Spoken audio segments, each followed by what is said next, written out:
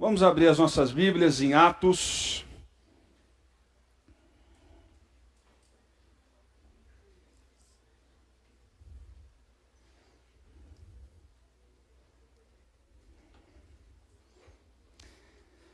O Senhor tem nos dado a honra de celebrarmos 22 anos de existência, e desses 22 anos o Senhor me deu o privilégio de estar aqui por 21 anos e meio. O Senhor usou o casal, Tomás e Diana, na implantação desse trabalho, usou outros irmãos também, somos gratos a Deus. Mas entendemos que a obra existe porque o Senhor é o dono da obra. Porque o Senhor é o dono da obra. E se o Senhor é o dono da obra, as portas do inferno não prevalecem contra a obra. Essa é a promessa do Senhor. E nós estamos vivendo dias difíceis. No nosso país, vivemos dias de muita luta, de muita angústia.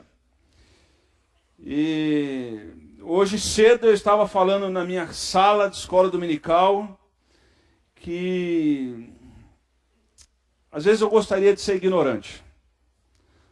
Às vezes eu gostaria de não ter estudado nada, para não entender algumas coisas, por meu coração não ficar angustiado. E vivemos dias difíceis, onde o Brasil descobriu que existe caminhoneiro. E esses homens e algumas mulheres que trabalham num serviço semi-escravo tentaram fazer alguma coisa. E mesmo nessa tentativa de fazer alguma coisa, nós sabemos quais são as consequências disso tudo na sociedade, no mercado, no posto e onde você for. E o meu coração fica angustiado. E nós somos igreja de Cristo Jesus. E a igreja está aí para responder essas questões. O Evangelho está aí para dar esperança. E eu gostaria de compartilhar com os irmãos essa noite, à luz de um texto da palavra de Deus, algumas palavras de esperança para nós, povo. Para gente que vai levantar cedo, vai trabalhar, vai para a luta. Para gente que trabalha e o dinheiro não dá para pagar um terço das contas. Para gente que vive aí 24 horas debaixo de injustiça. Amanhã nós vamos levantar cedo, vamos trabalhar. Se tu for na porta da minha casa amanhã, 5 horas da manhã, tu não vai me achar, porque eu só vou sair amanhã, 4:30 da manhã. Essa é a minha vida, essa é a sua vida. Essa é a nossa luta. Mas eu quero dizer para vocês, nessa minha palavra, que nós como igreja de Jesus Cristo, todos esses anos e na nossa vida cristã, nós vivemos lutas tremendas. Assim como nós vivemos hoje no nosso país. Mas eu quero dizer para você que em todas essas lutas Deus se fez presente. Deus se fez presente. E a palavra é uma palavra de esperança. De que Deus está olhando aquilo que está acontecendo com você. Deus sabe aquilo que passa com você. Deus sabe das suas angústias. E o meu Deus, o seu Deus, é o Deus que nunca nos desampara. Nunca nos desampara. Nunca. Portanto, eu quero ler um texto de Atos 27, a partir do verso 21, da onde narra uma história de uma visão que Deus deu a um homem. E a visão que Deus deu a esse homem foi em meio a uma tempestade. E essa visão fez com que esse homem permanecesse firme no meio das lutas, no meio das tempestades. Nós vivemos uma geração do qual a vida não tem valor. Nós vivemos uma geração onde é bomba que explode ali, bomba que explode aqui, bomba que explode acolá. Gente morre aqui, gente morre ali. Falta remédio aqui, não tem policiamento ali. sociedade está entregue. Vivemos um mar, como os antigos diziam, encapelado. Tempestades. E a palavra de Deus diz em Atos 27, a partir do verso 21, o seguinte: visto que os homens tinham passado muito tempo sem comer, Paulo levantou-se diante dele e disse: os senhores deveriam ter aceitado o meu conselho de não partir para Creta. Assim teria evitado esse dano em prejuízo. O que Paulo está narrando? Lembre da história de que Paulo é preso. E Paulo passa por uma série de burocracia. Ele faz um discurso, ele é preso. E quando ele chega a Jerusalém, prendem ele, há um alvoroço, e grande multidão quer espancar Paulo. E Paulo usa da prerrogativa de ser cidadão romano. E ali há um jogo que manda Paulo perante Félix. Depois manda Paulo de Félix para o rei Agripa. O rei Agripa vê a bucha que é Paulo, e de repente ele manda Paulo para Roma. E agora no navio, que a palavra de Deus diz que tinha cerca de 276 pessoas, Paulo vai com um monte de bandido dentro desse navio, rumo a Roma, para responder o seu processo em Roma. E Paulo tinha um sonho de ir até Roma. Paulo tinha um sonho de pregar o evangelho em Roma. E aí, no meio disso, Paulo vai para o navio. E nessa viagem, o barco precisa trilhar alguns caminhos não rotineiros devido às tempestades. E agora Paulo tinha falado, vá por esse caminho, e os marinheiros foram para o outro. E agora eles passam por grande tempestade, a ponto de no verso 21, Paulo se levantar nervoso e dizer, por que vocês não me ouviram? Mas quem era Paulo? Paulo não era marinheiro, Paulo era filósofo. O que Paulo entendia de tempestade? Nada. Os especialistas eram os marinheiros. E agora no verso 22, a palavra de Deus diz o seguinte, mas agora recomendo-lhes que tenham coragem, pois nenhum de vocês perderá a vida, apenas o navio será destruído.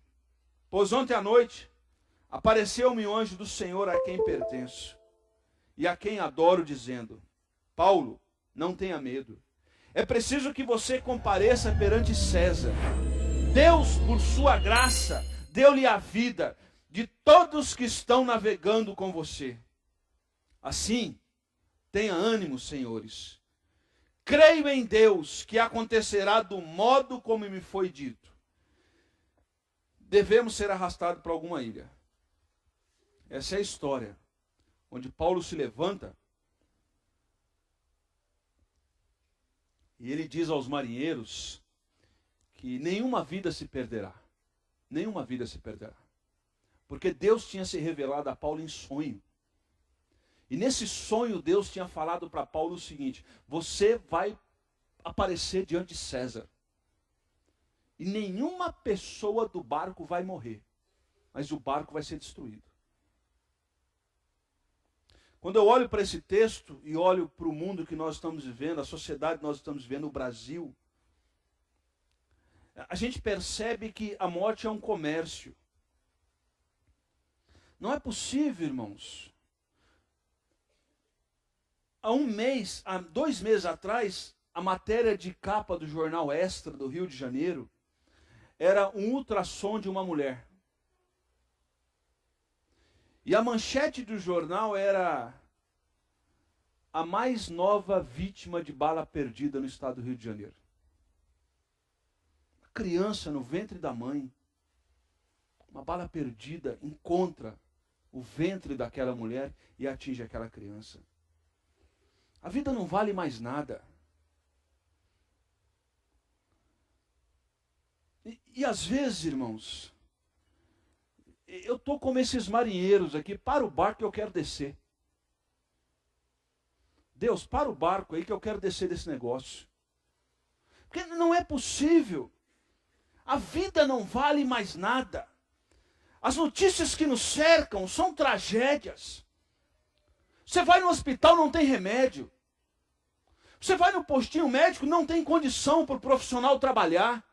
Você vai aqui, você vai ali, você vai aqui, acolá.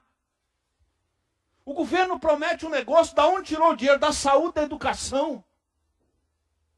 Os nossos governantes, desculpa, eu não vou perder muito tempo falando para eles, senão eu vou perder a estribeira aqui e vou falar umas palavras torpes.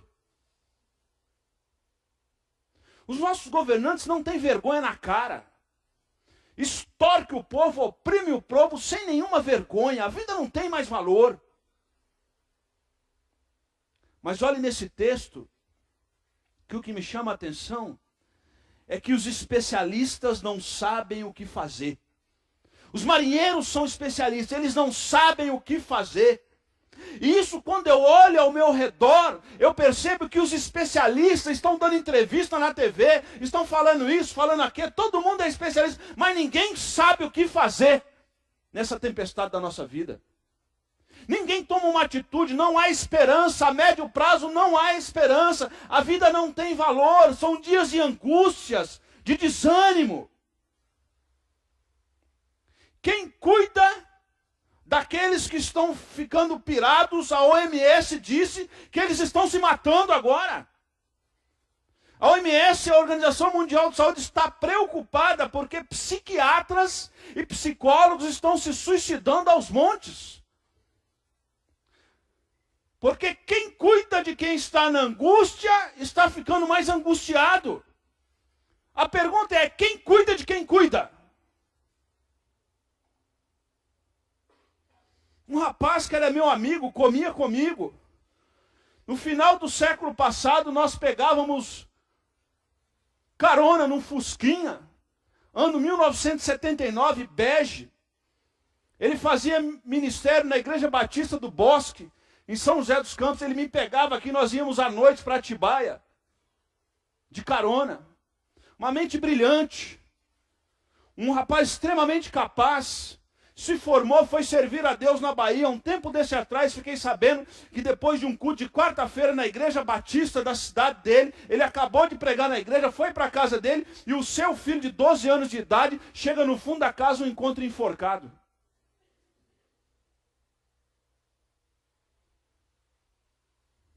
Aguinaldo, querido amigo, quem cuida dos que estão cuidando? A indústria da morte produzida pela indiferença. E o alívio do homem contemporâneo é saber que a desgraça não aconteceu dentro da minha casa, e sim lá. A bomba não explodiu na minha rua, explodiu em Cabu. O prédio que caiu não foi o que eu moro, graças a Deus, foi o de São Paulo que caiu com os miseráveis. Mas nós esquecemos que quando um ser humano morre, isso afeta a minha e a sua vida. A raça humana está se matando. Nossa sociedade é cercada por hedonismo, onde a grande questão é, graças a Deus que não aconteceu comigo, aconteceu com ele. Aquela morte nos afeta. E às vezes a sensação que eu tenho é, para o barco eu quero pular. Não aguento mais. Mas preste atenção que nesse texto o problema não é o barco, não é a tempestade, é a nossa percepção da realidade. E essa palavra que eu gostaria de deixar com os irmãos essa noite. Primeira realidade desse texto que eu posso destacar com os irmãos, nesse compartilhar do meu coração aos irmãos, é que a preservação da vida é a primeira intenção de Deus conosco. Deus tem prazer em preservar a nossa vida. Deus tem a intenção de preservar a nossa vida. A palavra de Deus diz que o Senhor disse que Ele veio para que tivéssemos vida, e vida em abundância. Quem veio para matar, roubar e destruir foi o capeta. Não foi Deus. Portanto, Deus tem prazer na preservação da vida. Amém, irmãos? Deus tem prazer. Deus tem prazer em preservar a vida. O Senhor Jesus, quando chegou na aldeia de Betânia e viu que Lázaro, seu amigo, estava morto, sabe o que Jesus fez? Chorou, o texto diz. Porque Deus não tem prazer na morte. Deus quer que as pessoas vivam em abundância. Agora preste atenção, que esse texto diz que Deus preservou o as pessoas e não o barco. E a minha geração, a sua geração, é uma geração marcada por gostar do barco e odiar as pessoas. Deus não disse que Ele daria bens em abundância. Deus disse que Ele daria vida e vida em... Mas a nossa sociedade... deixa eu dizer uma coisa aqui para você, presta atenção. Deus nunca disse que vai te dar nada, meu queridão. Eu tive um sonho que Deus vai me dar um carro. Teve um sonho nada, meu querido. Para de comer comida pesada que tu para de sonhar. Levanta cedo e vai trabalhar, meu irmão. Deus disse que Ele vai dar, sabe o que para a gente? Braço para trabalhar, amém? Braço. Ele vai dar condições para a gente levantar cedo e trabalhar. Não, porque Deus vai me abençoar, vai dar nada, meu querido. A promessa do Senhor é que Ele vai dar vida e vida em abundância. Infelizmente, nos púlpitos da nossa igreja estão pregando que Deus vai nos dar coisas em abundância. Se tu quiser crer nisso, crê. Depois quem vai ficar bicudo com Deus é você, não sou eu. Porque a promessa de Deus para mim é que Ele vai me dar vida em abundância. Deus nunca disse que vai me dar coisas em abundância. Buscai, pois, em primeiro lugar o reino de Deus e a sua justiça. E as outras coisas vão ser? As outras coisas, meu queridão. Se tu não sacudir o teu esqueleto, não vai acontecer nada na tua vida. O que o Senhor prometeu é que Ele vai dar sabedoria para tu estudar, para tu passar no vestibular, para tu prestar um concurso, para você crescer na sua empresa. Isso Deus vai dar. Isso é promessa de Deus. Mas Deus nunca prometeu que a minha e a sua vida vai ser fácil. Muito pelo contrário disso. No mundo vocês vão ter o quê? Aflições. Mas preste atenção, olha só. Ele não falou que vai tirar aflição. Mas Ele falou com você e comigo a nossa visão, a nossa percepção da realidade. Mas tem de bom ânimo. Sabe aquela história assim de levantar de manhã, está chovendo, vou vender guarda-chuva. Sabe? Levantar de manhã, está sol, vou vender sorvete. Tem de bom ânimo. Tem de bom ânimo. Mas, irmãos, eu quero dizer para os irmãos que de vez em quando a vontade que dá é de pular do barco. É dizer para Deus, Deus, fecha a conta aí, paga a régua, me chama logo, porque está difícil. Está complicado. Mas preste atenção aqui que a ordem de Deus é a seguinte. Nenhuma vida vai morrer, vai perecer. Mas o barco será destruído. Abundância de vida não é abundância de coisas. Deus preservou as vidas, mas os barcos se perderam. O que isso tem a ver conosco como igreja de Jesus Cristo? Tem a ver que essa igreja existe, não por causa do barco, mas por causa das pessoas. Essa igreja existe para alcançar pessoas e para que Deus possa ser glorificado. Nós não estamos aqui para acumular patrimônio. Nós não estamos aqui para comprar grandes prédios, para construir um império religioso. Nós estamos aqui para proclamar o Evangelho de Jesus Cristo e alcançar o máximo de pessoas possível. Sabe por quê? Um dia o barco vai ser destruído, mas as pessoas vão permanecer. O Evangelho nos ensina a amar as pessoas e usar as coisas. Infelizmente, a sociedade hedonista que nos cerca diz o seguinte: ame as coisas e use as pessoas.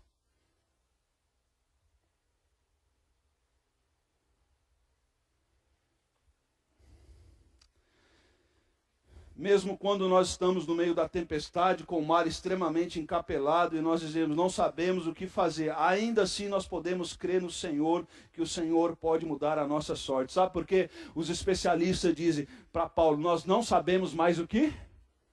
Mas Paulo não é marinheiro. Paulo é filósofo. Os especialistas já não sabem mais o que fazer. Eu lembro da história dos evangelhos de quando Jesus fala para os discípulos, passem para a outra margem e lá nós vamos conversar. E aí os discípulos passam para a outra margem e anoitece. E quando anoitece, os discípulos ficam preocupados porque Jesus não veio. E aí eles se lembram que eles pegaram o último barco. E eles estão do outro lado e de repente à noite começa a chover.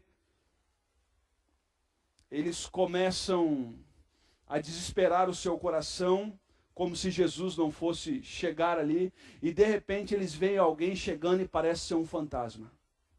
Parece ser um fantasma. E quando eles chegam mais perto, eles percebem que é Jesus que está vindo sobre as águas. Mas na percepção dos discípulos, Jesus só podia chegar até eles se fosse com o barco.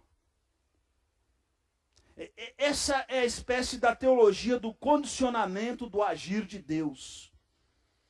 Eu queria dizer para você nessa noite que no meio da tempestade, dessas lutas que vivemos, onde a vida é banalizada, onde o barco vale mais do que as vidas, eu queria dizer para vocês, mesmo quando não há barco, Jesus anda sobre as águas em nossas vidas.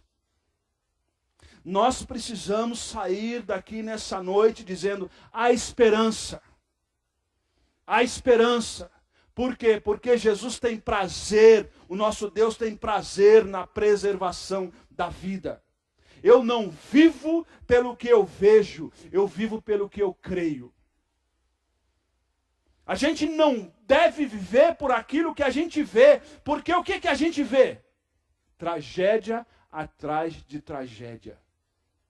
Menosprezo da vida atrás de menosprezo da vida.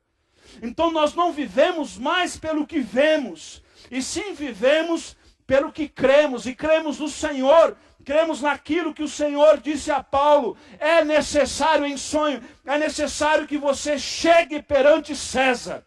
Mas para você chegar perante César, você vai passar pelo mar. E quando você passar pelo mar, vai ter tempestade. E quando você enfrentar a tempestade, o barco vai bugalhar. Mas ninguém vai morrer, sabe por quê? Eu tenho planos para a vida de vocês. Eu tenho planos para a vida de vocês. Quando o natural acaba, irmãos, ainda temos a possibilidade do sobrenatural, amém? Ainda temos.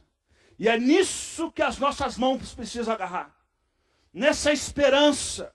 Nessa esperança. Porque quando os especialistas fracassaram-se, lembre-se que a vida não é sustentada pelos planos que você tem para você. A nossa vida é sustentada pelos planos que Deus tem para a gente. É Deus que tem planos para nós. O profeta vai dizer, eu sei os planos que eu tenho para você. Eu sei os planos que eu tenho para você. Eu sei que tipo de plano que eu tenho para você. Lembra Jeremias com isso? E os planos que eu tenho para você não é plano de causar dano. Eu não sei onde você está vivendo. Que compartimento do barco você está vivendo nessa noite. Que tipo de vida você está vivendo. Você está vivendo os planos de Deus para você ou os seus planos para você?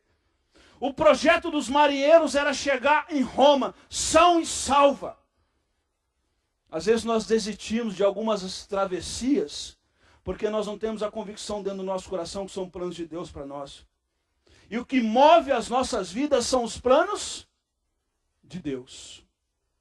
São os planos. Irmãos, há 23 anos eu não sabia nem que existia Jacareí.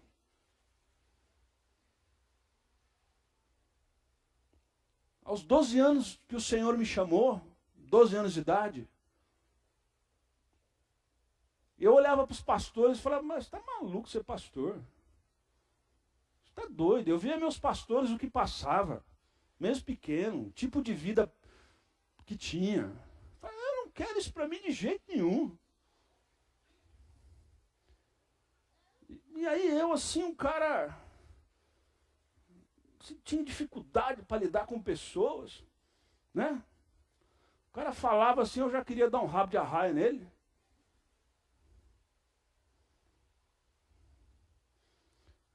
Eu queria ser evangelista.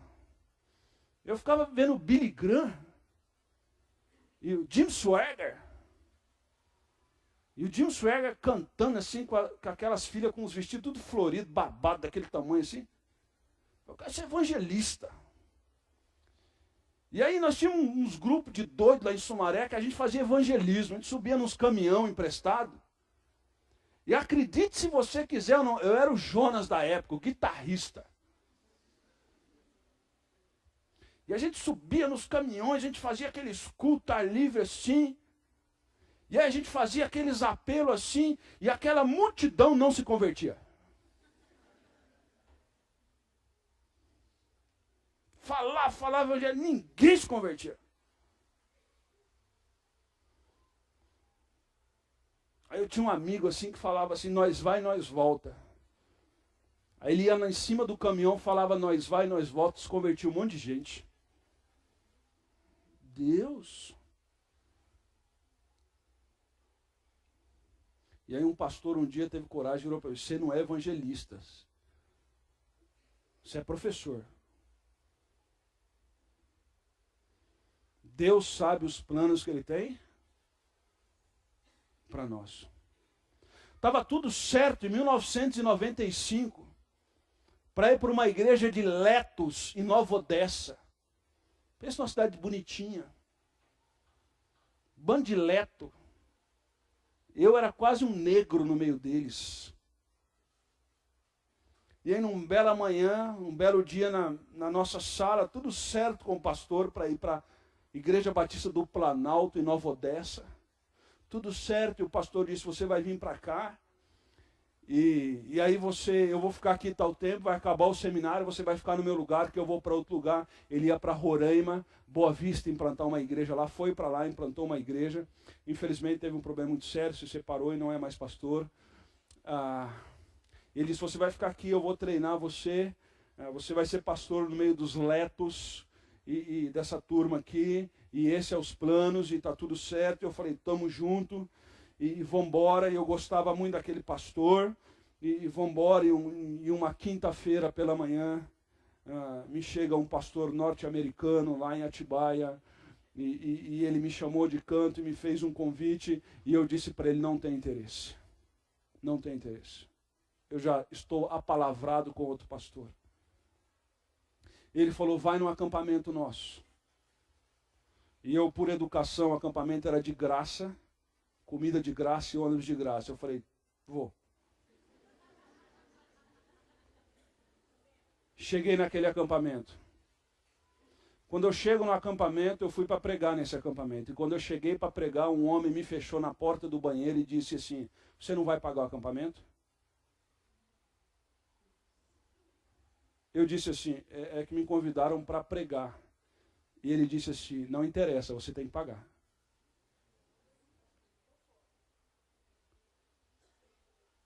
Eu chamei o pastor de canto, falei, pastor, está acontecendo um negócio assim, assim, assim, e tem um cara aí que quer que eu pague e eu não tenho como pagar. Não, deixa aí, espera que eu resolvo. Foi eu, o pastor, na frente do cara, e o pastor disse assim, ele é o preletor e eu o convidei, ele não precisa pagar. E o cara virou para o pastor e falou, então o senhor vai pagar. O pastor falou, eu pago, sem problema nenhum. Foi essa a recepção. Porque eu sei os planos que tenho para você. Deus tem planos para nós, amém? Amém? Deus tem planos para nós. E durante toda a minha vida, eu passei mais tempo em Jacareí do que onde eu nasci. Deus tem planos para nós, amém? Deus tem planos para nós. O mar pode estar encapelado, mas os planos de Deus continuam para nós. A pergunta nessa noite é a seguinte, não interessa o seu perfil, não interessa que parte do compartimento do navio você está. Deus continua tendo plano na sua vida. E o plano de Deus na sua vida é conservar a sua vida, para que através da sua vida você possa abençoar muitos, amém? Amém, irmãos? Para que através da sua vida você possa abençoar outros. O projeto de Deus é aquilo que move os nossos corações. Deus continua tendo uns planos para nós. Deus tem um plano para cada criatura. Portanto, nessa noite, irmãos, não pule do barco. Não pule do barco.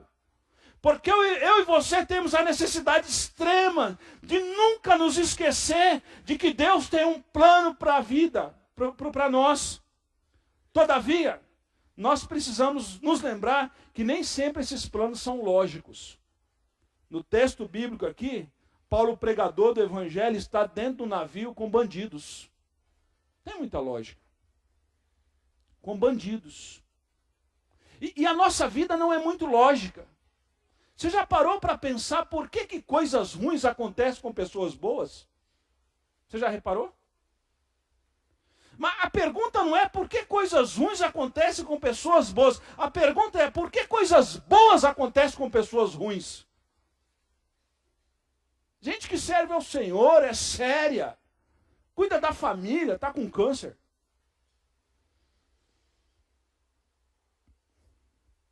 Desculpa o que eu vou dizer, mas tem tanta gente em Brasília que podia estar com isso. Vai dar rolo, tá bom, vai. Pô, os caras não morrem de... Criança aí no hospital, aí, respirando por tubo. Com um pai que não tem dinheiro para comprar uma aspirina. Os caras morrem com 130 anos de idade, com 5 aposentadorias. O cara está preso, tem direito a motorista. O cara está preso, tem direito a assessor. O outro, todo mundo sabe da palhaçada dele, não vai...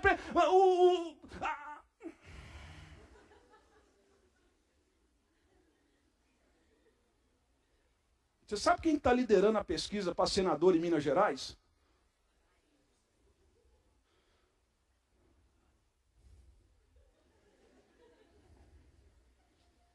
Não falei. É o Aécio. E a Dilma.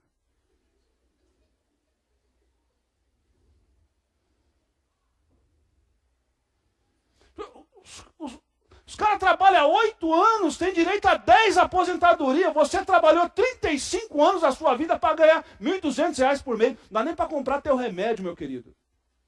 Não dá nem para pagar teu remédio. Se tu não sacudir o esqueleto, meu irmão... Então, irmãos, se nós não olharmos para Jesus, o nosso coração vai amargar. E a gente vai dizer, para esse barco, porque eu vou descer. Mas os planos de Deus para nós nem sempre é lógico. Olha o que fala 1 de Coríntios, deixa eu só fazer uma referência aqui. 1 de Coríntios capítulo 1. Abra sua Bíblia em 1 de Coríntios capítulo 1.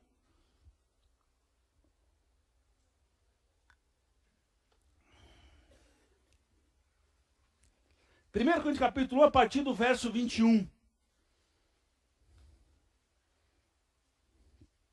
Verso 20. Obrigado, irmão. Onde está o sábio? Onde está o erudito? Onde está o questionador dessa área? Acaso não tornou Deus louca a sabedoria? Visto que na sabedoria de Deus, o mundo não conheceu por meio da sabedoria humana. Agradou a Deus salvar aqueles que creem por meio do quê? O que é a pregação para o mundo? Que esse texto está dizendo que a pregação do evangelho para o mundo é o quê? Loucura. Loucura. Loucura. Os judeus pedem sinais miraculosos e os gregos procuram a sabedoria. Verso 23. Nós, porém, pregamos a Cristo crucificado, o qual é escândalo para os judeus e loucura para os... Mas para os que foram chamados, tanto judeus como gregos, Cristo é o quê? O poder de Deus, amém? Então, o que ele está dizendo aqui, Paulo está dizendo, que o evangelho de Cristo não é lógico. Não é lógico. Entra no navio, Paulo. Vai para Roma. Queridão, olha para mim aqui. Deus não podia botar Paulo num negócio mais seguro? Por que vai fazer o cara passar por isso? Tem muita lógica. Mas Deus tinha planos, sabe por quê? Porque o navio se despedaça. Os marinheiros dizem, quem sabe nadar, pula. Quem não sabe, se agarra na madeira. Eu ia me agarrar na madeira. Agora, a estatística diz que quem morre afogado é quem sabe. Então eu não vou morrer afogado. Garra na madeira. Chega em Malta, na ilha. Quando chega em Malta, o que acontece? Faz uma fogueirinha. Junta a fogueirinha. Quando junta a fogueirinha, Paulo vai pegar. O que acontece com Paulo? A cobra pica Paulo. Quando a cobra pica Paulo, os caras querem matar a cobra. Por quê? Quer matar Paulo. Por que quer matar Paulo? Porque aí existe um folclore por ali que diz que o criminoso, que aquele que escapa da justiça humana, da justiça divina não escapa. Então, quando escapa da justiça humana, a justiça divina vem. E como que a justiça divina se manifesta? Com uma cobra picando ele. E de repente Deus faz um milagre. E aí Paulo, de culpado, agora é o abençoado. Aprove a Deus salvar o mundo pela loucura. É a loucura da pregação. Não é lógico. Não tem muita lógica. Não tem muita lógica. E se não tem muita lógica, é necessário fé. Eu não entendo. Por exemplo, se Deus é bom, por que existe o mal?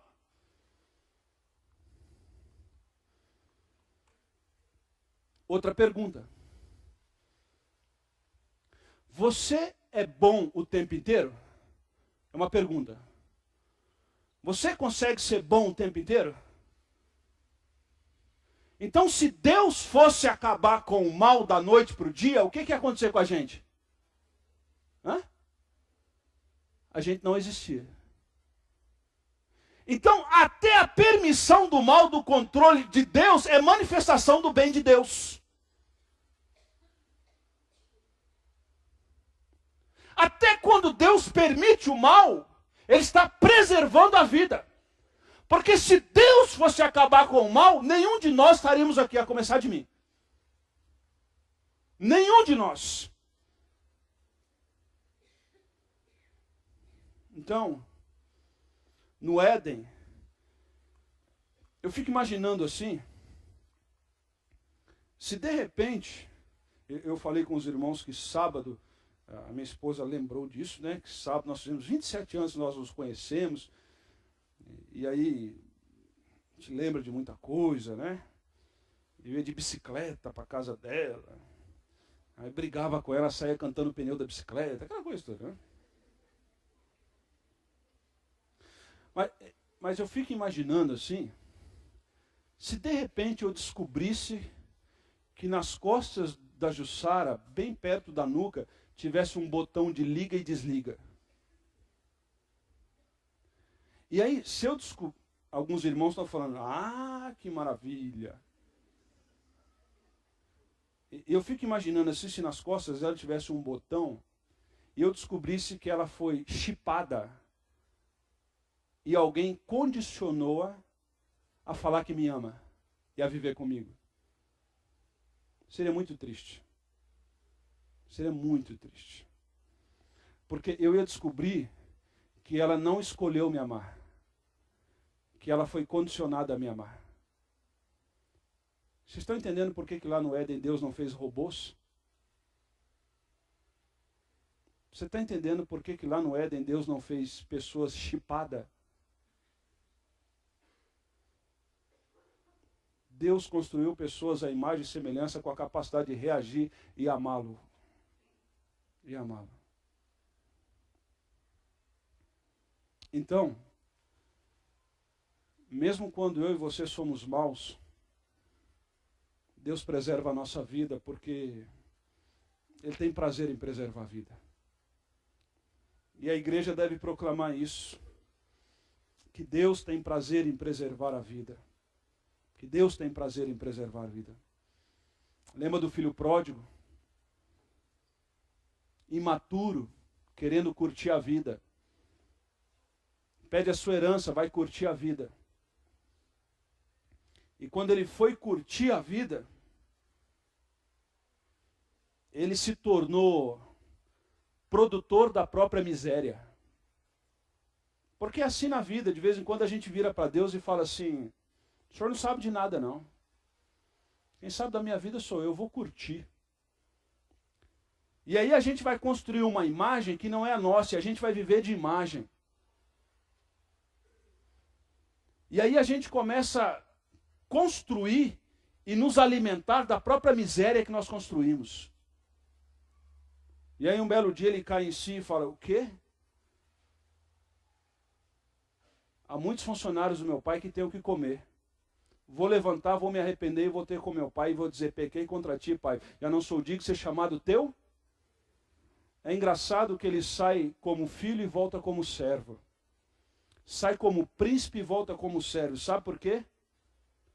Porque a nossa vida faz sentido e nós encontramos a felicidade quando a nossa vida está disponível nas mãos de Deus para a preservação da vida de outros. Porque foi assim com Paulo dentro do navio. Vou repetir. A nossa vida faz sentido, sabe como? Quando a gente vive para o outro. Todo egoísta é infeliz. Vamos olhar para as mães. Eu nunca vi uma mãe levantando de madrugada e falando para o filho assim de 3 meses de idade, levanta e faz sua mamadeira, já comprei o leite. Mas parece que ela levanta, amamenta na mamadeira ou no seio, cuida, vê se arrota, tem preocupação. Perde noite de sono, o seu corpo já não é mais o mesmo, o seu metabolismo atrapalhou tudo, a sua vida já não é mais a mesma, a sua agenda já não é mais a mesma, as amizades não é mais a mesma, mas ela não consegue mais viver sem a presença daquele ser. A nossa vida só encontra sentido quando nós usamos a nossa vida para a preservação da vida de outros. É assim a nossa história. E assim foi a história de Paulo. Deus preservou e usou a vida de Paulo para que ele pudesse abençoar a vida daqueles homens que estavam dentro do navio. Paulo levanta-se. E no verso 22 ele diz, mas agora recomendo-os a vocês, tenha coragem, pois nenhum de vocês perderá a vida. Apenas o navio vai, sabe por quê? Porque Deus apareceu a mim. Deus apareceu a mim. E agora a minha vida vai ser usada para a preservação da vida de vocês. Essa é a vida do discípulo de Cristo Jesus. Aquele que permite que no meio da tempestade, do mar encapelado, ele use a sua vida para a preservação da vida de outros. E aí nós precisamos tomar cuidado. Diz que um pastor foi visitar um cara na UTI. O pastor foi visitar o cara na UTI. E aí ele chegou na UTI, o cara estava todo entubado lá.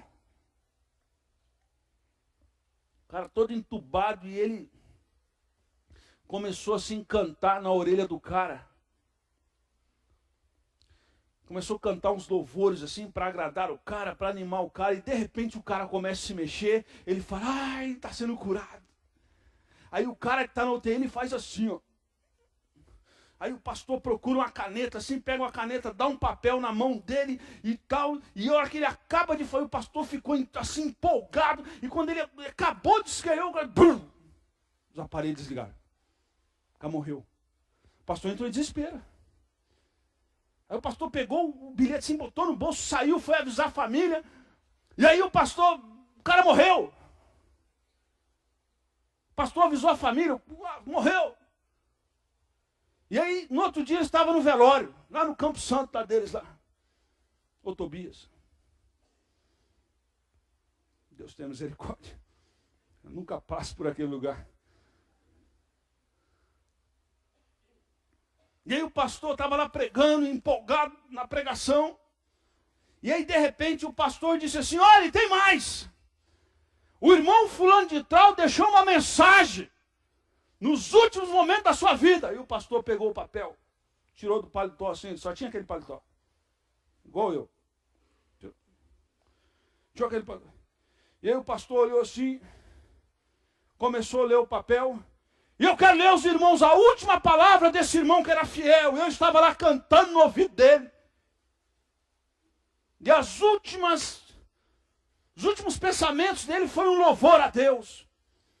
E ele disse o seguinte, aí leu o bilhete. Pastor, tira o pé de cima do meu tubo de oxigênio.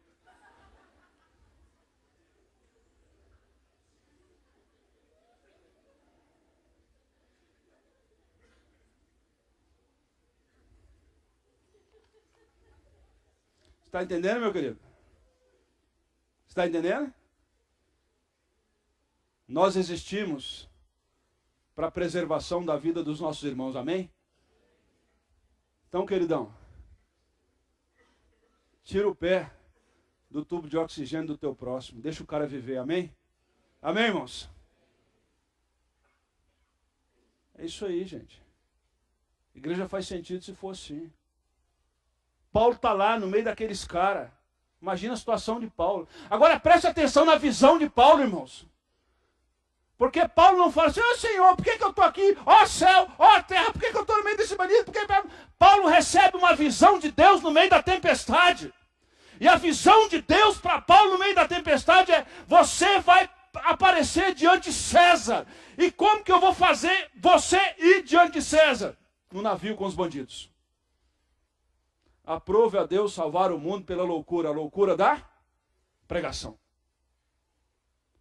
Então, para encerrar aqui, eu gostaria de dizer o seguinte para os irmãos.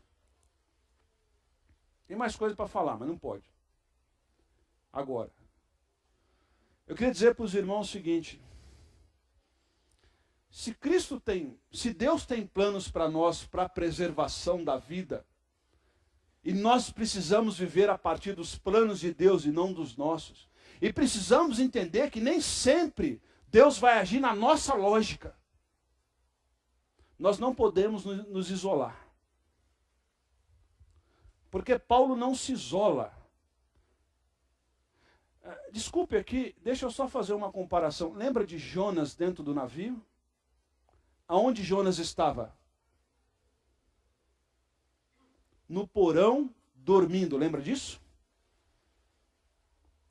Paulo não está no porão dormindo. Paulo está no meio do navio, no meio da tempestade, ajudando a preservação da vida.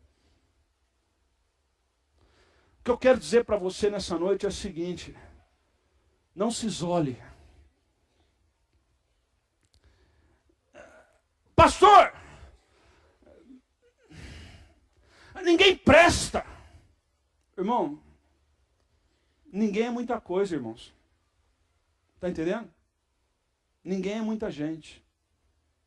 Porque eu não quero mais igreja, porque igreja é tudo um bando de falso. Irmãos, não é todo mundo, irmãos. Você está entendendo? Todo mundo é muita coisa. Eu não quero casar porque casamento não presta. Irmão, bota todo mundo no pacote só não, irmãos. Você está entendendo? Não perca a esperança do teu amanhã, porque o teu ontem foi triste. Não perca a esperança de que você vai chegar em Roma sem salvo, porque você passou por tempestade perto de Malta. Porque a vida não lhe foi muito favorável. Não deixe de abençoar os outros porque alguém te feriu. Eu não confio, não. Comigo é assim. Na igreja, nos meus relacionamentos é assim. É um olho no peixe, outro no gato. Sabe por quê? Porque eu já fui muito ferido. Então eu não confio mais em ninguém. Irmão, ninguém é muito pesado, irmãos. Está vendo? Ninguém é muito pesado. Não bota todo mundo num pacote senão, irmãos. Continua dentro desse navio, não pula não. Porque quando Deus quiser que esse navio se despedace, Ele vai nos levar são e salvo até a ilha de Malta. Está entendendo, irmãos? E o nosso destino não é Malta, o nosso destino é Roma nesse texto. Nós vamos chegar em Roma. Por quê? Porque o Senhor apareceu em sonho. Então, se você foi frustrado por alguém, por favor, nessa noite, não coloque todo mundo num pacote. Eu sei, irmãos, eu sei. Eu sei que tem gente que não vale o que... Eu sei, irmãos. Eu sei que tem muita gente... Eu sei, irmão, da dificuldade que você vive. Eu sei, eu tenho a plena consciência disso. Se eu fosse ouvir algumas pessoas na minha história como crente, aqui dentro, eu estava lá no bar do João tomando cachaça agora com os caras. Eu não estava aqui pregando o evangelho, não. Se eu fosse olhar para alguns que passaram na minha vida, que eu tenho certeza que era secretário do capeta, só que eu consigo ter esse discernimento hoje. Mas, irmãos, não é por causa disso que nós temos que colocar todo mundo no mesmo pacote. Eu sei que tem gente, eu sei, irmãos. Olha só o que Paulo diz em 1 Tessalonicenses, capítulo 4. Capítulo 4, vai lá, abra 1 Tessalonicenses, capítulo 4 não, capítulo 5. 1 Tessalonicenses, capítulo 5, já estou acabando. 1 Tessalonicenses, capítulo 5, versículo 14.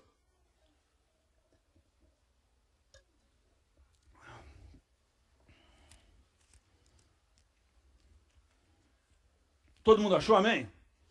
Está aqui, ó, os irmãos nos ajudaram. Obrigado, irmãos. Olha o que Paulo diz. Exortamos vocês, irmãos, que façam o quê?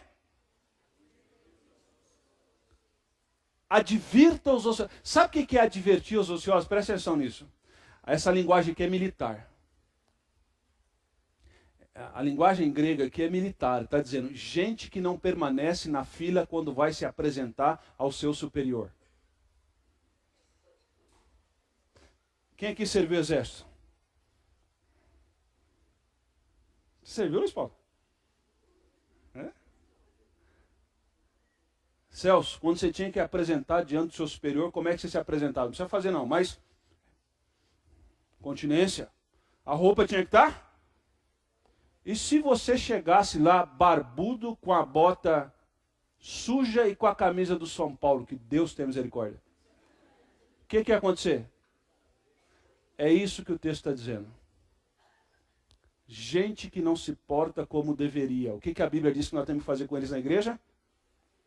Advertir. Meu irmão, ó, tu está errado. Nós existimos aqui para a preservação da vida e você está acabando com a vida do seu irmão. Tira o pé do tubo de oxigênio da vida do teu irmão. Advirta os ociosos. O que a gente tem que fazer com gente que está desanimada na igreja? Hã?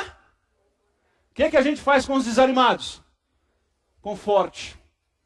Conforte. Conforte.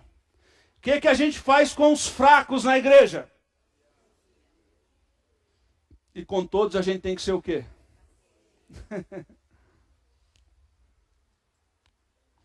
De vez em quando a gente vira para os desanimados e fala assim, você tem que ter mais fé, você não tem fé. Tem que ter fé.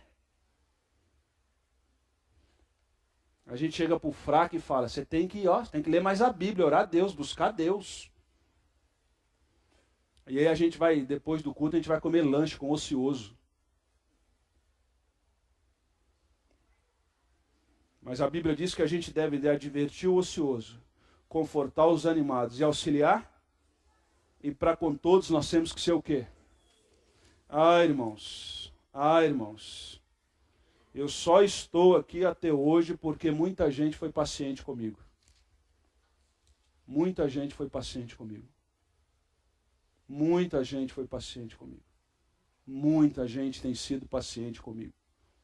Sejam pacientes com todos. Amém? Amém? Então, meu irmão, deixa eu dizer uma coisa para você.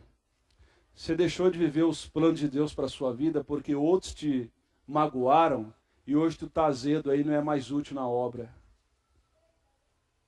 Ninguém presta. Ninguém é muita gente. Ninguém é muita gente. Deus quer usar a nossa vida para que a gente possa preservar a vida de outros.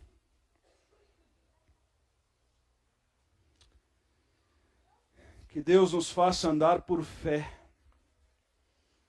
Que Deus nos oriente a dar um passo. E depois que a gente deu o passo, Deus coloca o piso. Que Deus nos ajude a andar por fé. Que Deus nos ajude a que a nossa vida possa ser estímulo na vida de outros para andarem com Deus. Talvez nessa noite, olhe para mim, eu quero encerrar com essa palavra. Talvez nessa noite você está há muito tempo numa igreja. E talvez você tenha deixado de viver os planos de Deus para a sua vida porque você foi ferido, magoado. Deus continua dizendo assim, Assim, tenham ânimo, senhores. Creiam em Deus, que acontecerá do modo como Deus disse no texto. Deus vai levar Paulo até Roma. E Paulo vai pregar em Roma. Mas antes de chegar em Roma, Paulo foi instrumento de Deus para a preservação da vida de muitos. 22 anos de vida como igreja de Jesus Cristo. 22 anos que Deus tem preservado vidas nesse ambiente. E que Deus use a mim e a sua vida para preservar mais vidas. Mais vidas. Eu garanto para você que lá no teu pequeno grupo tem gente que presta. Lá na tua casa tem gente que presta. Eu garanto para você que nos nossos relacionamentos tem mais gente que presta do que gente que não presta. Amém? Então, ninguém presta. É muito pesado. É muito pesado. Que Deus use a nossa vida para que a gente possa preservar a vida. E às vezes esses outros são bandidos que estão no barco. Mas aprove a Deus salvar o mundo pela loucura da pregação. Amém, queridos? Amém? Quero orar com os irmãos. Gostaria que você abaixasse sua cabeça, fechasse seus olhos, que eu gostaria de te desafiar nessa noite.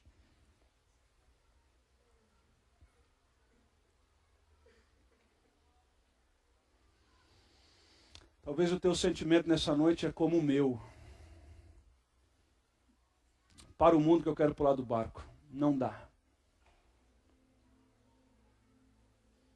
Talvez você está vivendo um mar encapelado. Lutas. Muitas dificuldades. Mas nessa noite o Senhor está dizendo para você, permaneça aí até a minha última ordem. Então nessa noite é uma noite que nós podemos renovar a nossa confiança no Senhor nessa noite. Porque há esperança no Senhor. Irmãos, os especialistas, os marinheiros não sabem mais o que fazer na tempestade da nossa vida e do nosso país. Mas Deus sabe. Deus sabe. Porque Deus é dono da nossa história. Os especialistas não sabem para onde correr, mas Deus sabe. Deus sabe em que porto Ele nos pegou e aonde Ele vai nos deixar. E por mais que esse navio está balançando, batendo, e a gente vai tirando bagagem, vai tentando dar um jeito, a promessa do Senhor na minha vida e na sua vida com essa mensagem é o seguinte: o barco vai acabar, mas a tua vida vai ser preservada. Porque a tua vida é importante para Deus essa noite. Em oração, onde você está, você pode dizer para Deus assim: Deus, não permita que eu desista no meio desse mar violento. Você pode dizer para Deus assim: permita, Deus, que no meio da tempestade eu continue ouvindo as promessas do Senhor. Eu continue confiando no Senhor. Mas talvez nessa noite, você já frequenta essa igreja há muito tempo, você está aqui há muito tempo, você é de outra comunidade. E talvez nessa noite você está aqui e você foi ferido por alguém, por algum sistema, sei lá o que aconteceu. E isso, você guarda isso no seu coração. E talvez você ainda tenha a percepção de que ninguém presta, não dá para confiar em ninguém. Então nessa noite, em nome de Jesus, eu queria dizer para você que ninguém presta, todo mundo é muito pesado para mim e para você. E que talvez nessa noite, ao invés de esperar a reconciliação, você possa dizer assim nessa noite: Senhor, use a minha vida para a preservação de outros. Feridas que Deus permitiu na nossa vida é para que a gente dependesse mais do Senhor e vivesse mais os planos de Deus e não os nossos planos. Então nessa noite, em nome de Jesus, você pode dizer assim: Senhor, nesses próximos anos, nesses próximos dias, a minha vida possa ser usada para a preservação da vida de outros, porque é da intenção do coração do Senhor preservar as vidas. Enquanto você está orando, eu queria chamar os irmãos do louvor aqui. E nós vamos cantar um cântico ao Senhor. Há um cântico bem antigo que diz: Senhor, que doce nome. Que doce nome. Esse cântico diz que só de ouvir a voz do Senhor, a tempestade na minha vida acalma. Meu irmão, se essa palavra não é com você, tudo bem. Não tem problema. Mas se essa palavra é com você, lembre-se que Deus apareceu em sonho e disse: eu vou preservar a vida de vocês. Eu vou preservar. E quando Deus falou, está falado. Ninguém pode tocar. Ninguém pode tocar. Eu vou preservar a vida de vocês. Então nessa noite nós podemos dizer: Senhor, acalma o meu coração nessa noite. Amém, irmãos? Amém? Acalma o meu coração. Tranquiliza o meu coração. Tu vai pular do barco, vai fazer o quê, meu irmão?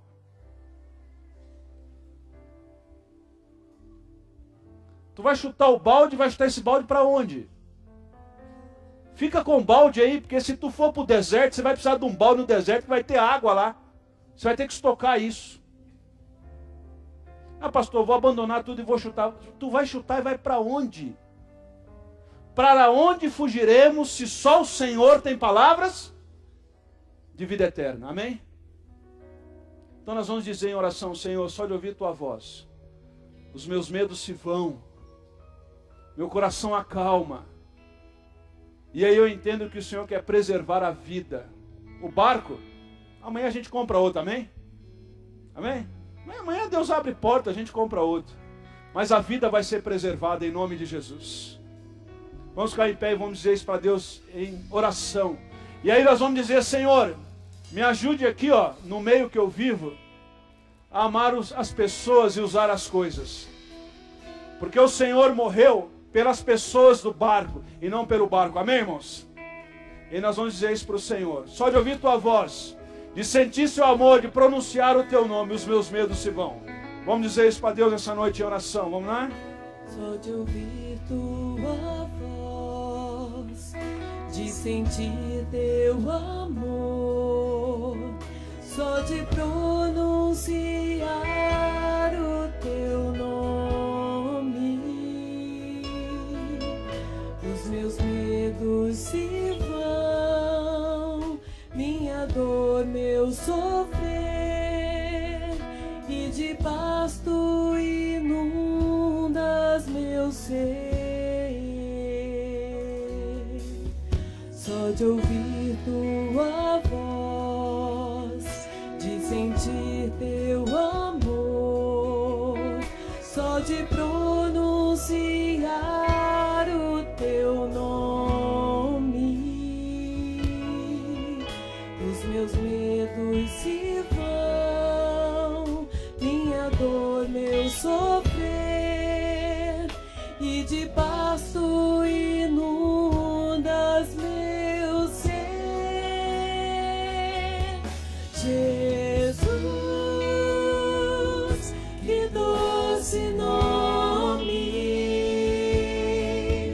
que transforma em alegria o meu triste coração. Jesus, só o teu nome é capaz de dar ao homem salvação. Amém, irmãos? Amém, amém. Agora, a gente que no passado Deus usou para preservar a nossa vida. Você consegue lembrar de alguém? Consegue?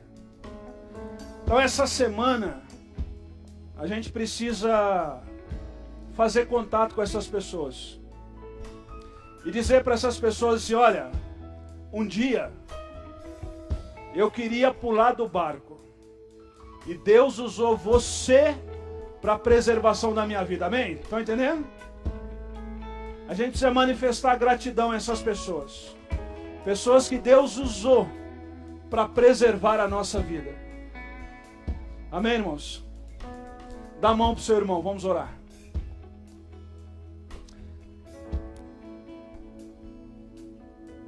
Obrigado, Senhor, por tua verdade. Obrigado porque o Senhor vai nos levar até o destino que o Senhor tem para nós. Porque nenhum dos teus planos, ó Deus, pode ser frustrado. Obrigado porque o Senhor vai nos levar até onde o Senhor determinou. E nós rogamos ao Senhor nessa noite, que em meio às tempestades, às lutas que nós vivemos, que eu e os meus irmãos vivemos,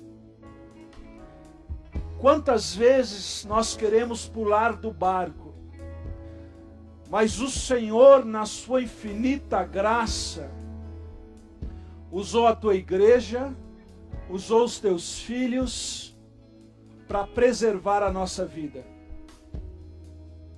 Obrigado por esta verdade, ó Deus. E que nessa noite no nosso coração brote a esperança que vem do trono de graça do Senhor. E essa esperança, ela possa ser transformada em oportunidade de cuidar da existência de irmãos que estão ao nosso redor. Então nos dê essa consciência nessa noite, ó Deus. Obrigado porque só de ouvir a tua voz, de pronunciar o teu nome, o mar se acalma. E se o mar não se acalmar, o Senhor vai cuidar de nós a si mesmo. Portanto, nessa noite, louvado seja o teu nome. Oramos ao Senhor, agradecemos ao Senhor, e que o amor de Deus, que a graça do nosso Senhor Jesus Cristo e a consolação do Espírito Santo invada os nossos corações em meio ao mar revolto nesta noite. Em nome de Jesus, o povo de Deus diz amém. Amém, irmãos? Amém. Que Deus te abençoe. Deus te abençoe grandemente. Dá um abraço, seu irmão. Uma boa semana em nome de Jesus. Deus abençoe.